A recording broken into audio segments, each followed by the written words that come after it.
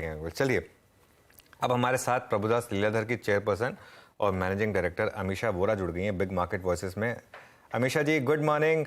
Good morning. बहुत शानदार one way move market में। पहले भी खैर ऐसे मूव रहे हैं मार्केट में, ऐसा नहीं है कि पहली बार ऐसा मूव देखा हमने। मार्केट का काम ही है इस तरीके से जो इक्विलिब्रियम के ऊपर या नीचे रहना काफ़ी टाइम तक। लेकिन इस मूव को देखकर क्या थोड़ा सा अनकंफर्टेबल लग रहा है या फिर ये ठीक है, क्योंकि कंसिडरिंग इतने टाइम के बाद एक ब्रेकआउट आया था? इस समय आपकी अप्रोच क्या होगी मार्केट को लेकर? ये मूव मुझे after a long long time 2003 और 2006 के बीच में जो मार्केट चल रही थी, या तो 2004 से 2008 के बीच में, वो याद दिलाती है, क्योंकि इसमें बहुत ही ब्रेथ है। आप देखोगे कि ये बड़ी कॉन्सेंट्रेटेड निफ्टी अप मूव नहीं है। खाली मिड कैप भी जबरदस्त पार्टिसिपेट कर रहा है, स्मॉल कैप पार्टिसिपेट कर रहा है, माइक्रो कैप पार्टिसिपेट कर रहा है। तो इसके चलते मार्केट के लेग्स बहुत बढ़ चुके हैं in terms of both sectors and stocks. So ये बहुत ही हार्टनिंग चीज है। बट यस, ऐसा डेफिनेटली कह सकते हैं कि एट दिस पॉइंट एक स्ट्रॉन्ग अपमूव आ चुका है। थोड़ा सा consolidation is not impossible, but हमारा यहां से भी 12 महीने का टारगेट 20,000 के ऊपर की निफ्टी का है। एक इन बिटवीन कोई भी कंसोलिडेशन हो जाए या तो थोड़ा करेक्शन हो जाए, तो that would be opportunity to buy. हमेशा जी, इशू ये है कि जिस हिसाब से मार्केट की पेस है, 12 महीने के बजाय शायद 12 दिन में ही ये 20,000 हिट कर जाएगी। ये इस तरीके की पेस रही है, 200-200 पॉइंट रोज मार्केट चल रहा है। लीडरशिप आपके हिसाब से कहाँ है मार्केट में इस समय, और खासतौर से बैंकों पर अब आपका क्या व्यू होगा?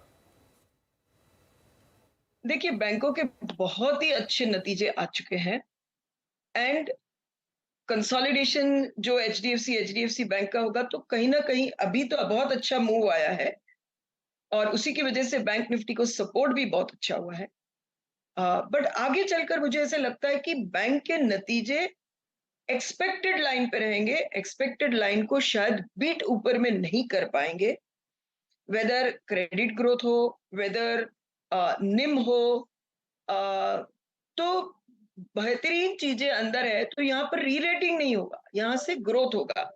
ओवरऑल इंडिया स्टोरी में अभी भी लार्जर पार्टिसिपेशन मैन्युफैक्चरिंग सेक्टर का ही रहेगा, अक्रॉस द बोर्ड मैन्युफैक्चरिंग, जिसमें चलो डिफेंस भी आ गया, रेलवे भी आ गया, ऑटो भी आ गया, एंसिलरी भी आ गया, and so many other core industrial manufacturing भी आ गया।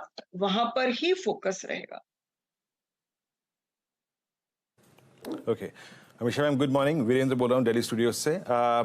ये पूरा का पूरा दौर मैम एनबीएफसीज को बिलोंग करता है। लुक एट बजाज फाइनेंस जो क्वार्टरली अपडेट दिया उन्होंने, जो सब्सटेंशियल जंप है वाई बेसिस पे के यूएम में, ये स्टॉक सडनली अपने ऑल टाइम हाई पे खड़ा हो गया। बीच में कुछ कंसर्न्स थे कि शायद कुछ बड़े प्लेयर्स जब इस मार्केट में आएंगे तो इनका मार्केट शेयर काफ़ी कोलैप्स होगा, बट बाजार ने बहुत मैच्योर तरीके से बिहेव किया। बाजार एक्सपेंड होगा, बाजार ने उस पर ज़्यादा फोकस किया। आपका एनबीएफसीज पे टेक मैम इस वक्त, जो कि काफ़ी चल भी चुके हैं, बट आपकी प्रिफर्ड एनबीएफसीज अभी भी क्या है?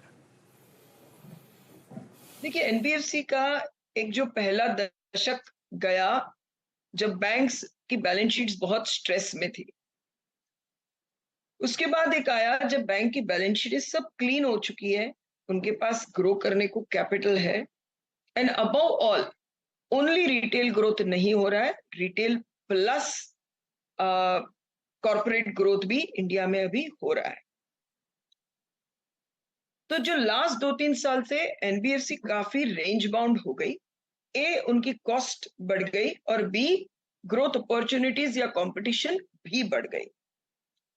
मेरा यहां से मानना है कि once again in NBFCs also profit growth के हिसाब से स्टॉक अप्रिसिएशन होगा, यहां से री रेटिंग नहीं हो सकता है। री रेटिंग बहुत ऐसे भी लिमिटेड काउंटर्स में होता है या लिमिटेड सेक्टर्स में होता है, पर एनबीएफसी में पर्टिकुलरली जो नाम आप बोल रहे हैं, वो जो 6 टाइम बुक पे, उसको अभी री रेटिंग नहीं होता है, बट ग्रोथ आने से स्टॉक चलेगा within the sector. I am very sure there are certain pockets which are still at 2 times book, 1.5 times book, वहां पर ग्रोथ और री रेटिंग दोनों हो जाएगा। ओके, ये एनबीएफसीज पे आपका टेक था। अच्छा मैम, अब आते हैं, मैं हिस्टोरिकली जब भी आपसे बात की है, आपने मिड कैप में, स्मॉल मिड कैप में स्पेशली, इंफ्रा में, कंस्ट्रक्शन स्पेस में, इक्विपमेंट स्पेस में कुछ ना कुछ अच्छा ढूंढ के दिया है।